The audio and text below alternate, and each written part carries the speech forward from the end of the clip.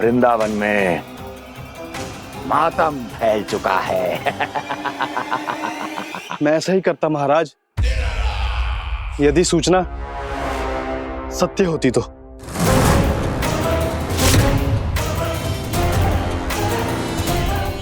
कहना क्या चाहते हो? एक क्षण में सूचना उगलो, अन्यथा मेरा योद्धा बकासुर विष्णु अवतार की तरह तुम्हें भी जीवित निकल जाएगा। आने दो। बकासुर मारा गया महाराज, बकासुर मारा गया महाराज, बकासुर मारा गया। बकासुर मर चुका है? असंभव। असंभव। बकासुर ने उस बालक को निगल तो लिया था, पर उसकी सुरक्षा करने के लिए सभी देवता वहां प्रकट हो गए, पर फिर भी कोई बकासुर का सामना नहीं कर पाया। और फिर क्या हुआ? वो बालक स्वयं ही बकासुर के उदर से बाहर आ गए और उसकी चोंच तोड़कर उसकी हत्या कर दी।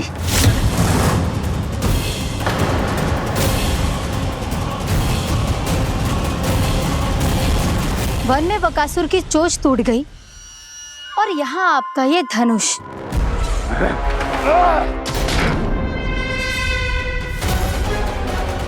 केवल नहीं टूटा तो आपका ये भ्रम महाराज। क्षमा कीजिएगा महाराज, आपका भ्रम टूटना आवश्यक है। आवश्यक है आपको यह आभास होना कि उस विष्णु अवतार को पराजित करने के लिए आपके साधारण योद्धाओं में वो सामर्थ्य नहीं है। अच्छा सर, उतना तृणावर्त बकासुर ये सब साधारण नहीं थे प्राप्ति, साधारण नहीं थे। फिर तो ये और भी अधिक चिंता का विषय है महाराज, क्योंकि इसका अर्थ तो यही हुआ कि वो विष्णु अवतार कुछ अधिक ही असाधारण है और उसका सामना करने के लिए और उसे मिट्टी में मिलाने के लिए आपको एक ऐसे अस्त्र की आवश्यकता है जो उसके सामने ना झुके और ना ही टूटे।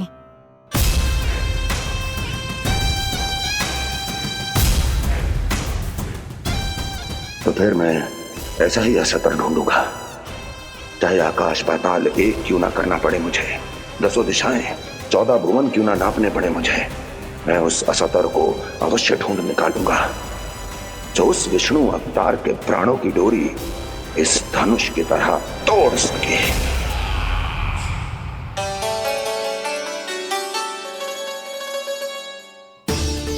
थैंक्स पापा, मैंने मैया को वचन दिया है कि जब तक नहीं चाहेंगी मैं वन नहीं जाऊंगा, इसलिए आप मुझे मारने के लिए कोई शक्तिशाली असुर ढूंढने में व्यस्त रहो। कुछ दिन तब तक मैं व्यस्त रहूंगा अपनी मैया की सेवा करने में।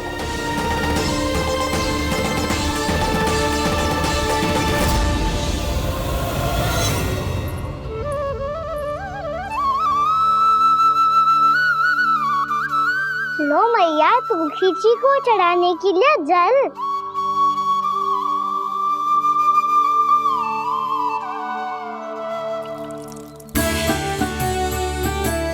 लो मैया, और आटा।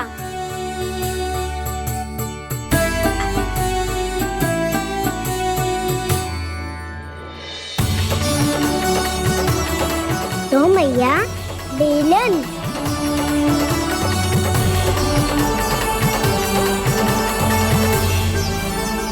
ले तनिक खा ले। ओ मैया, भूख ना लगी है। बिना भूख के खाने से क्या लाभ? और तेरा जब पेट तो कह रहा है कि उसे भोजन चाहिए, और लाभ कैसे ना लल्ला? भोजन का लाभ है ना, तन को पोषण मिलेगो, स्वास्थ्य बनेगो, जो तेरी भुजाओं में शक्ति आ जाएगी, ताऊ के जैसी, ताऊ से भी अधिक। तेरे जे केस भी लंबे हो जाएंगे। सच्ची मैया? सच्ची। माप के देख लियो नित्य दिन। तनिक खा।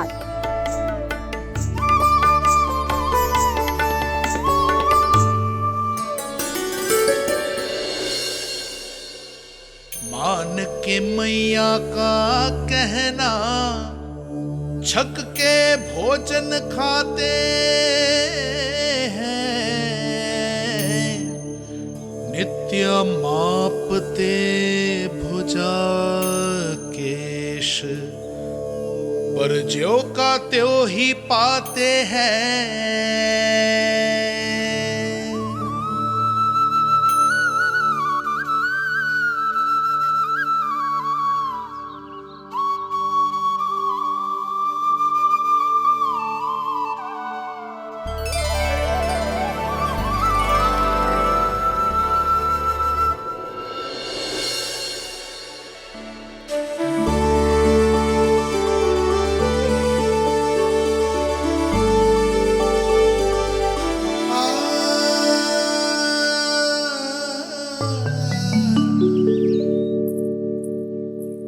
ले लल्ला, फल खा ले।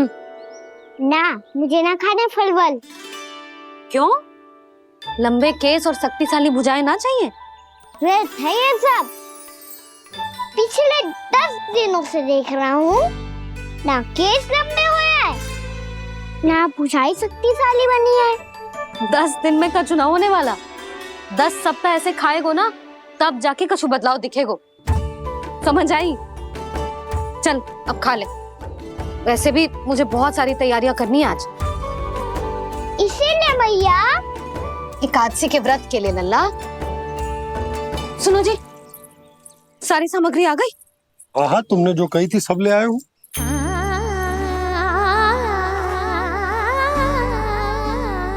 इसमें नारियल तो है ही ना, उसके बिना मैं एकादशी की पूजा कैसे करूंगी? यशोदा, मैंने भोला से कह दिया, वो लेकर आते ही होगा। घबराओ मत। कैसे ना घबराओ जी, आपको पता है ना एकादशी का व्रत मेरे लिए कितना महत्वपूर्ण है। पतो है। अरे इसमें तो दिए भी ना है। दिए ना है? अब मैं अभी लेकर आता हूँ। आप रहने दो, मैं ही लेके आती हूँ। भक्त भोला राम के यहाँ से है। भक्त भोला राम? मेरा अर्थ है कुमार भोला यहाँ के यहाँ से। हाँ हाँ, वो ही।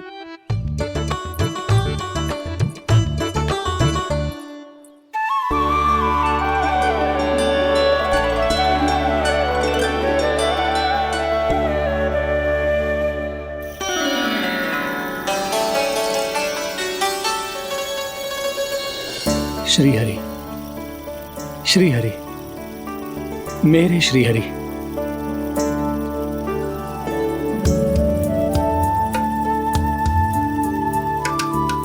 मेरे श्री हरि। भोला राम, मेरी मटकी तैयार है? मेरे श्री हरि। मेरे श्री हरि।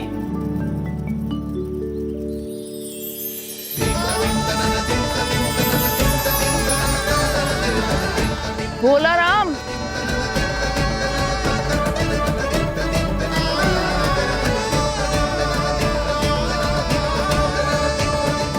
भोला काका, ओ भोला काका।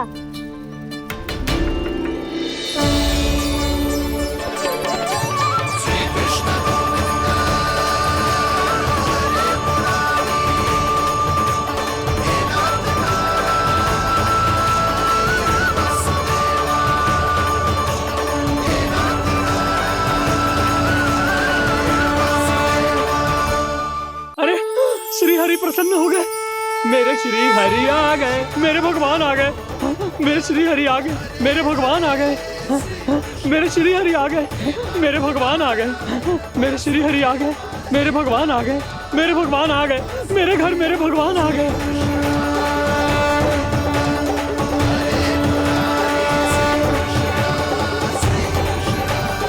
मेरे घर आ गए, मेरे श्री हरि आ गए। हाँ, मेरे श्री हरि आ गए।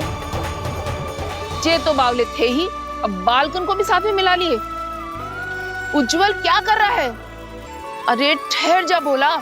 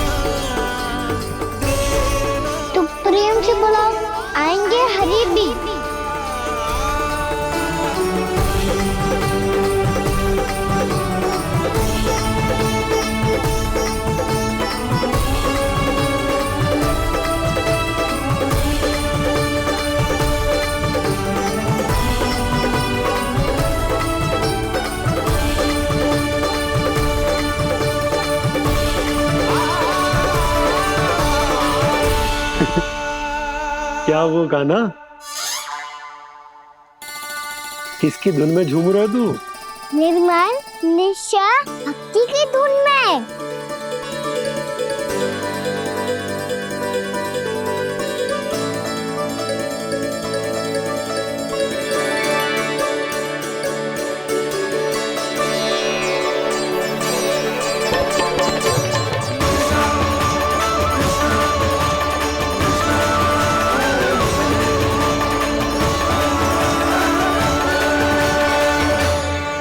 अरे क्या हो गया इन्हें?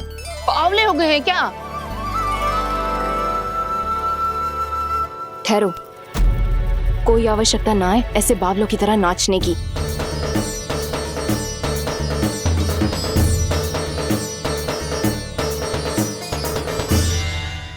जे बावले ना है मौसी, भक्ति में रम गए हैं। बस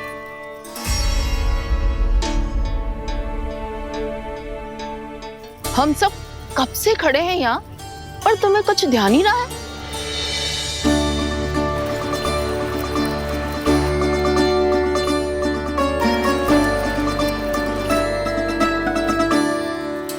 नाच गाने में ऐसे मगन हुए कि हमें देखा भी ना। मुझे नाचते हुए देख मेरे श्री हरि को इतना आनंद आ रहा था कि मैं अपने आप को रोक नहीं सका। और वैसे भी मेरे जन्म का एकमात्र उद्देश्य है श्री हरि की सेवा करना, श्री हरि को प्रसन्न करना। तुम बावले हो भोलाराम, या हमें बावला बना रहे हो? श्री हरि और तुम्हें देख रहे हैं? हाँ, अभी वो यहीं थे, देख रहे थे। भोला काका, आपने भी ना अति कर दी अब। हमें भी बताओ तनी, कहाँ थे श्री हरि?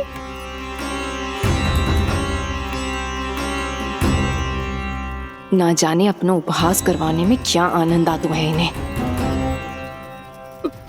देखो, अब तुम सच मानो या झूठ, लेकिन हमरे श्री हरि यहीं थे, इसी चाक पर अभी। हाँ, लो सुन लो इस मूर्ख की बात। श्री हरि को और कोई स्थान ना मिलो जो इसके मिट्टी के चाक पे आकर बैठेंगे। श्री हरि को और कोई स्थान ना मिलो जो इसके मिट्टी के चाक पे आकर बैठेंगे। श्री हरि को और कोई स्थान ना मिलो जो इसके मिट्टी के चाक पे आकर बैठेंगे। जैसी मैया भैंसो ही लल्ला, दोनों का कुछ पता ही ना चल तो कब किस बात पर प्रसन्न हो जाए और किस बात पर रुष्ट। अरे मैं भला असत्य क्यों बोलूंगा? अभी अभी यही थे श्री हरि। हाँ,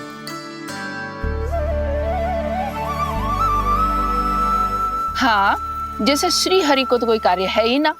वो तो आतुर होके बैठे रहते हैं कब तुम हरि हरि बुलाओ और वो दौड़े चले आए। भगवान तो भक्तों के पास आने के लिए सदैव आतुर रहते हैं, बल्कि सत्य तो यह है कि भक्तों के मन में ही निवास करते हैं भगवान।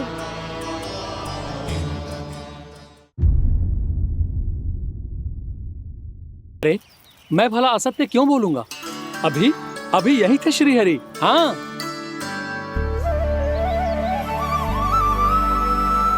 हाँ, जैसे श्री हरि को तो कोई कार्य है ही ना।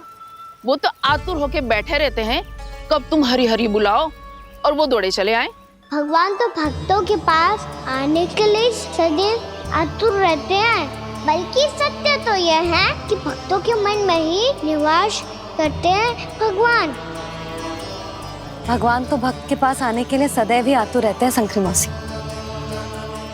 बल्कि सच्ची बात तो ये है कि भगवान हमारे मन में ही निवास करते हैं। कम से कम तू तो इसे बढ़ावा मत दे जशोदा। जब देखो जब हरि नाम की रट लगाए रहते है। हरि बोलते बोलते ऐसो बावलो होता है कि सारा कार्य भूल जाता है। 2 दिन से अपनी मटकी के लिए चक्कर काट रही हूँ। अभी तो एक चक्कर और लगाना होगा आपको।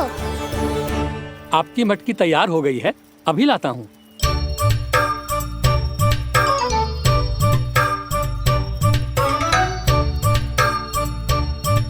लो जी मटकी।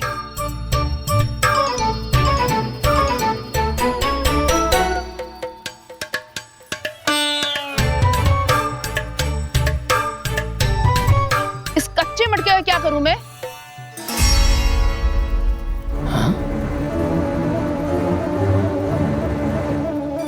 पर इसे तो मैंने भट्टी में पकाया था। अब तू ही देख ले कितना ध्यान रहता है इस कार्य पे। और कह तो है कि श्री हरि आते हैं इससे मिलने। हाँ, आते हैं और आगे भी आएंगे हमारे श्री हरि हमसे मिलने। और आके मोक्ष देंगे, है ना?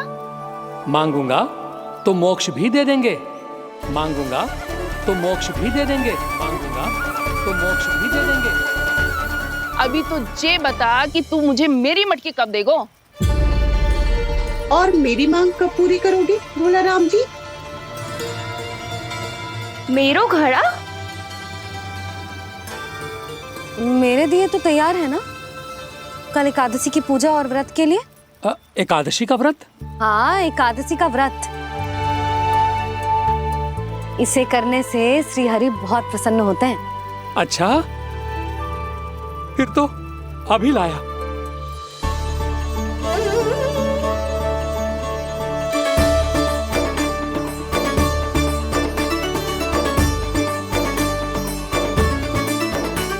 लो जी, आपके दिए।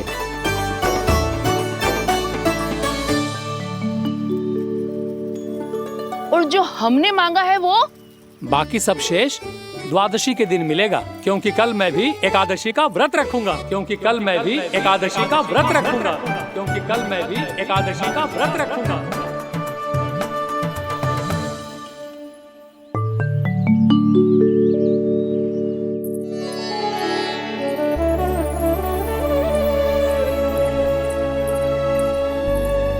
जानकी, फूलों का प्रबंध हुआ कि ना? हाँ भाभी, जे रे। सदैव विलंब कराती है। पर भाभी इस बार तो फूल समय से ही लाई थी। क्या हुआ जशोदा? अभी तो पूजा की तैयारी ना हुई?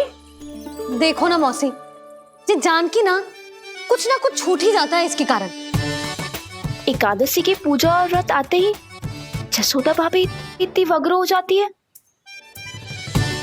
ऐसो क्या होगा इस पूजा में?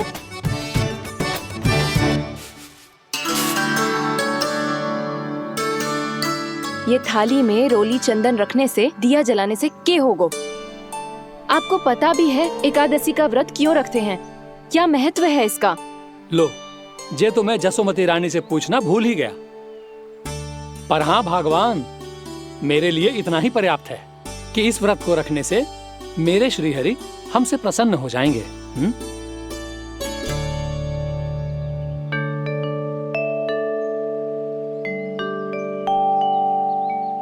नारायण ही जाने ऐसे कैसे पूजा करते हैं जे श्री हरि की एक मूर्ति तक ना है इनके पास।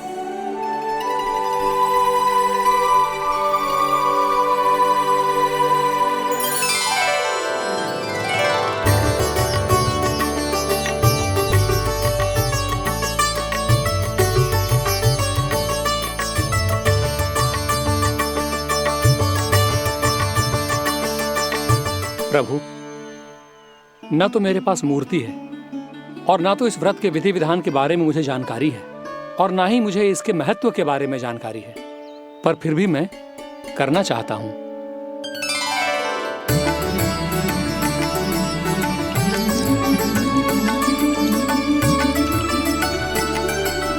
इसीलिए मैं दृढ़ संकल्प लेता हूं, पूरी निष्ठा के साथ, श्रद्धा के साथ और पूरी आस्था के साथ मैं इस व्रत को संपन्न करूंगा।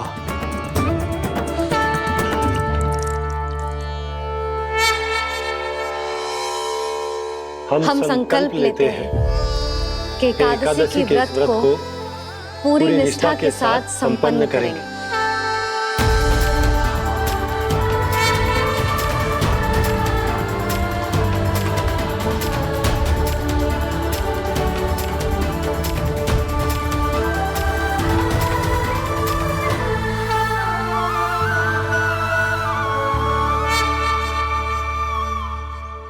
तुलसी जी के पत्ते तो हैं ही ना।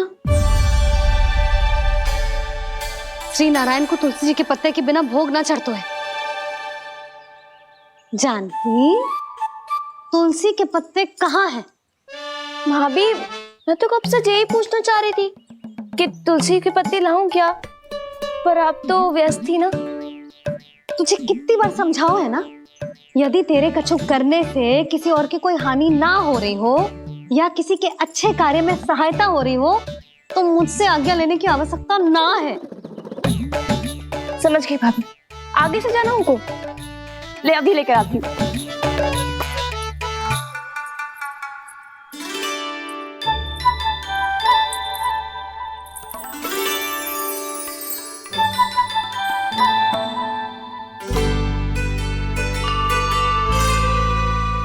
ताऊ, आपने पहले ये व्रत करो है?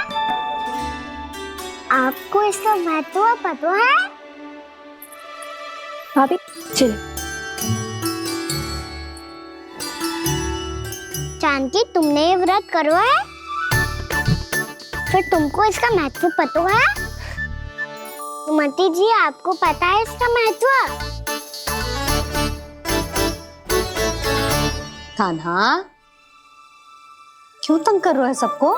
मैया, सबने करो ये व्रत, मुझे भी करना है।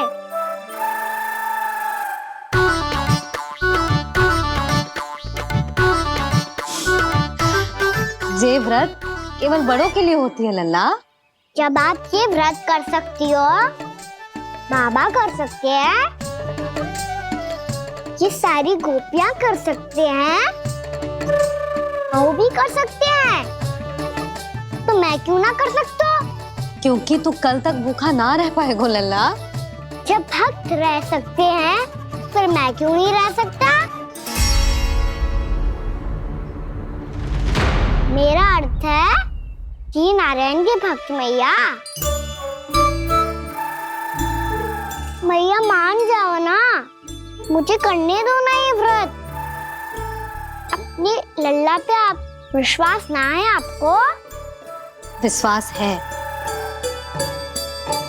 अच्छा ठीक है, तू भी कर ले।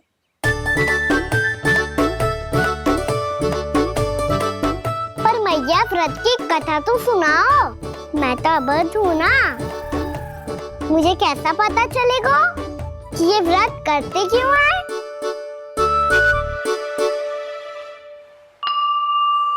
प्रभु, मुझ अबोध को कैसे पता चलेगा कि इस व्रत का क्या विधि विधान होता है और क्यों रखा जाता है और इसका महत्व क्या होता है? मुझे तो आप ही बता सकते हैं प्रभु। जब व्रत कर रहे हैं तब उसका महत्व भी पता होना चाहिए ना। बताओ ना मैया, क्यों रखते एकादशी का व्रत? इसके लिए तो तुझे एकादशी की कथा सुननी होगी। सुनेगो ना?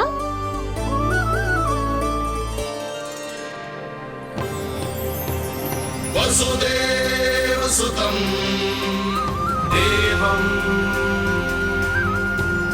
कंस चाणूरमर्दनम् श्रीहरि, यशोदा परमानंदम् कृष्णं वन्दे जगद्गुरुम्।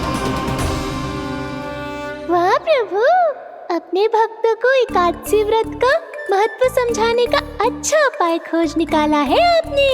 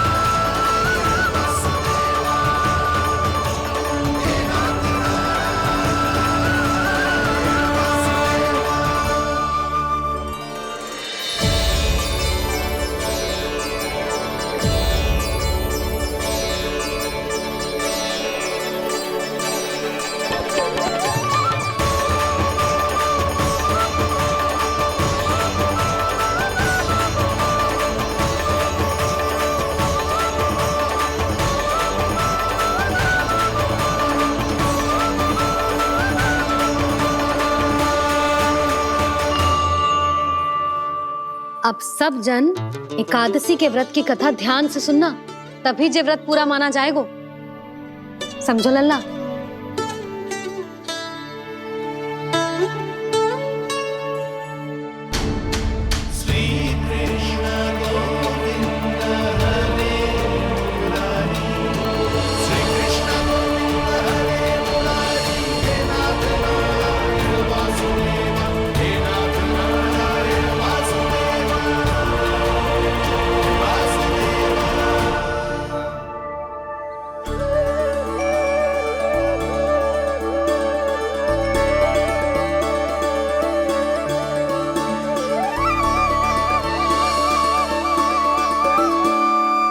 सतयुग में चंद्रावती नाम के नगर में मूरा नाम का एक असुर राज्य करता था।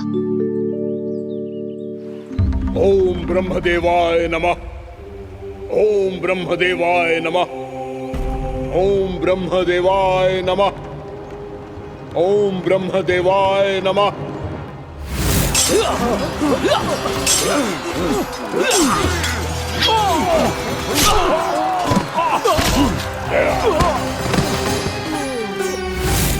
ओम ब्रह्मदेवाय नमः। ओम ब्रह्मदेवाय नमः। जब उसने देवताओं के हाथों असुरों की पराजय देखी, तब वो वरदान पाने के उद्देश्य से ब्रह्मा जी की तपस्या करने चला गया।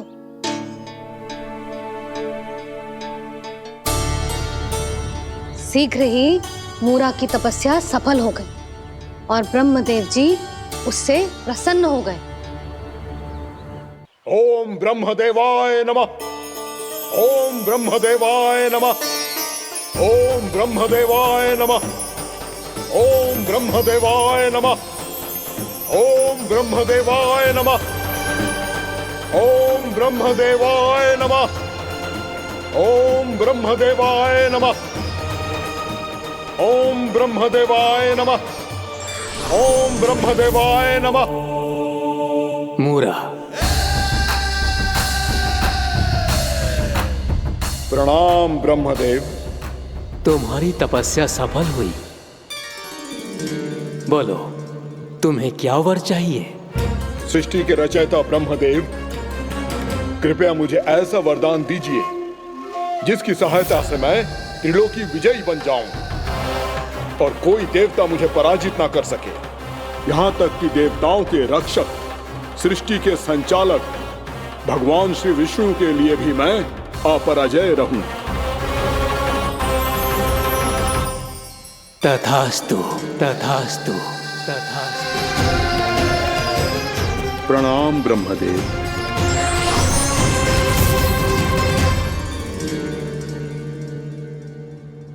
ऐसा वरदान पाकर मूरा बहुत अभिमानी होगा।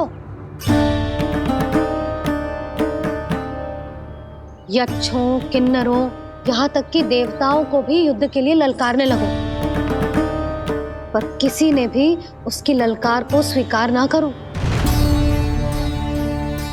क्योंकि सभी उसकी शक्ति से बहुत भयभीत थे और उसके सामने युद्ध किए बिना ही अपनी पराजय स्वीकार करने लगे।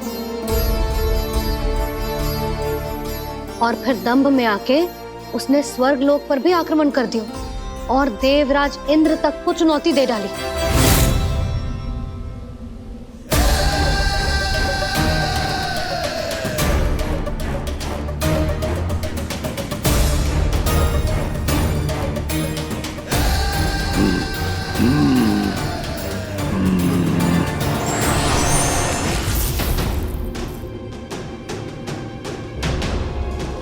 मैं प्रतीक्षा कर रहा हूं देवराज। क्या उत्तर है तुम्हारा? मुझसे युद्ध करोगे या फिर बिना लड़े ही पराजय स्वीकार कर मेरे अधीन हो जाओगे और सौंप दोगे मुझे अपना ये स्वर्ग लोक? सारी शक्ति तुम्हारे मुख में है या कुछ बाहुबल भी है तुम्हारे पास? मैं तुम्हारी चुनौती स्वीकार करता हूं मूरा। मैं तुम्हारी चुनौती स्वीकार करता हूं मूरा।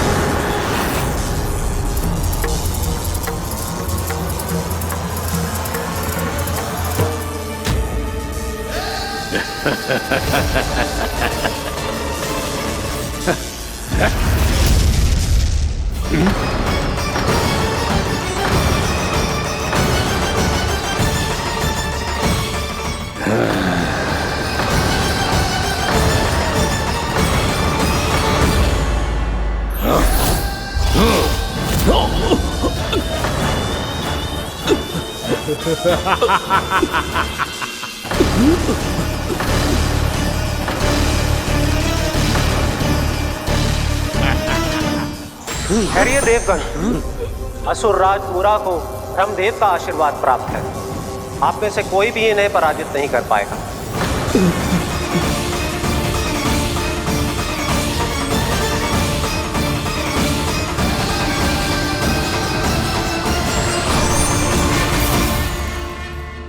एक अवसर और देता हूं देवराज, युद्ध या अधीनता, क्या उत्तर है तुम्हारा देवराज?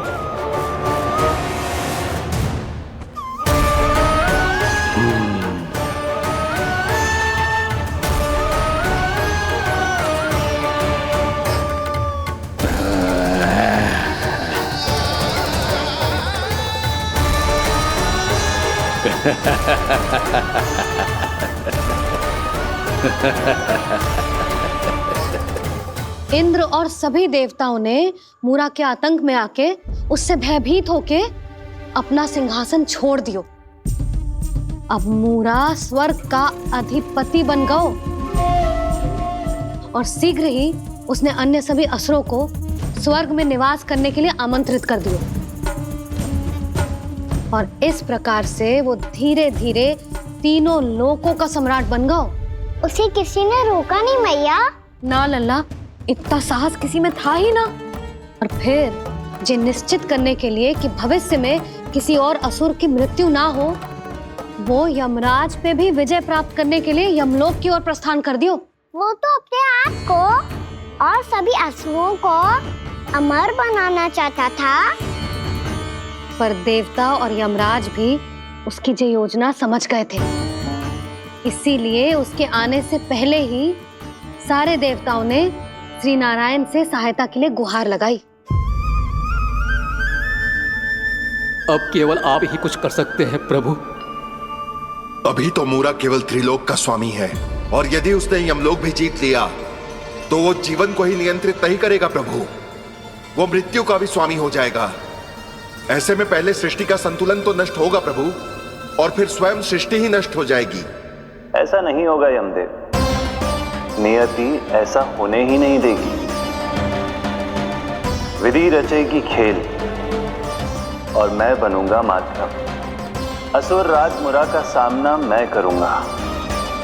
बस आप मुझे चुनौती देने के लिए उसे तैयार कर लीजिए, चाहे उसके लिए आपको साम दाम दंड भेद कोई भी उपाय क्यों ना अपनाना पड़े।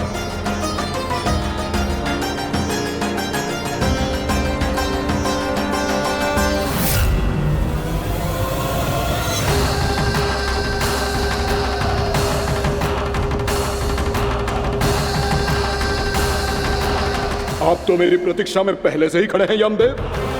तब तो आपने मेरी चुनौती के बारे में भी सुना ही होगा।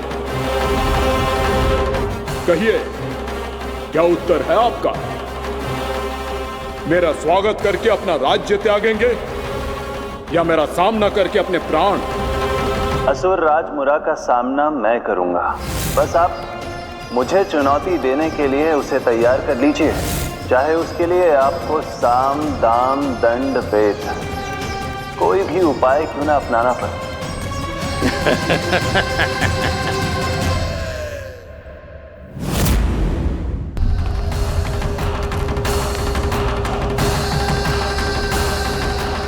आप तो मेरी प्रतीक्षा में पहले से ही खड़े हैं यमदेव। तब तो आपने मेरी चुनौती के बारे में भी सुना ही होगा। कहिए, क्या उत्तर है आपका?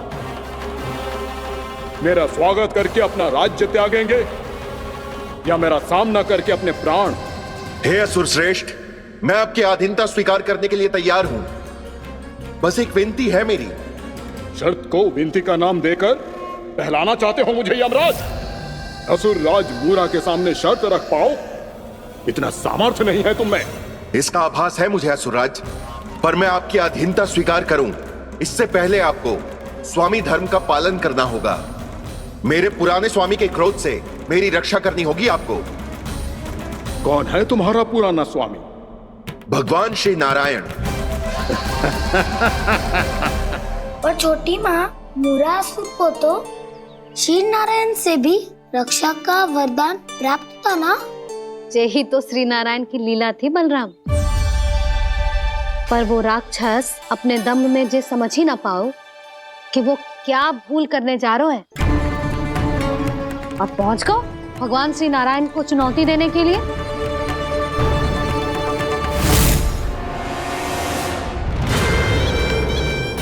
वहीं ठहर जाओ असुर राज मूरा।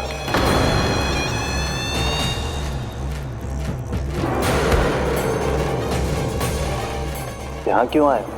आपको पराजित करने और ये वैकुंठ जीतने, ताकि मैं यमलोक का स्वामी बन सकूं। फिर आओ, युद्ध भूमि में मेरा सामना करो।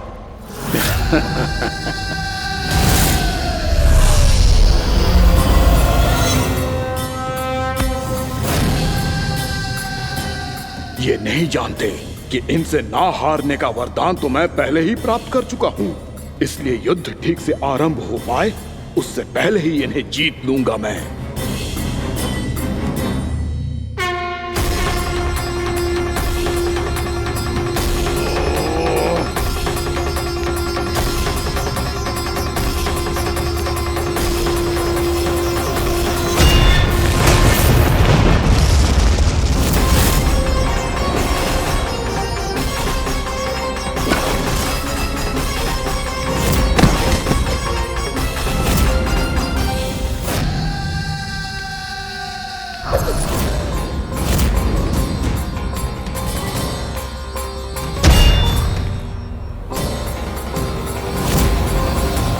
और इस प्रकार जे युद्ध वर्षों वर्षों तक चलता रहो।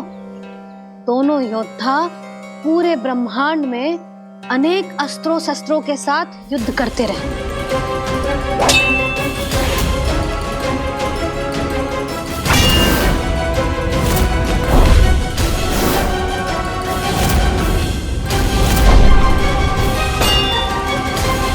फिर क्या हुआ मैया?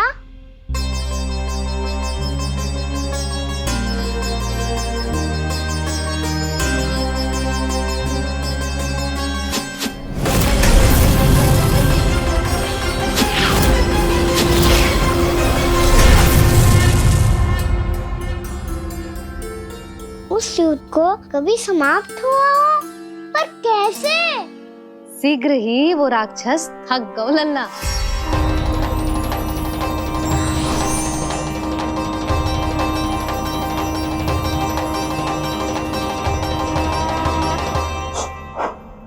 खड़े खड़े देखते रहे हैं नारायण, आक्रमण कीजिए, वध कर दीजिए मेरा।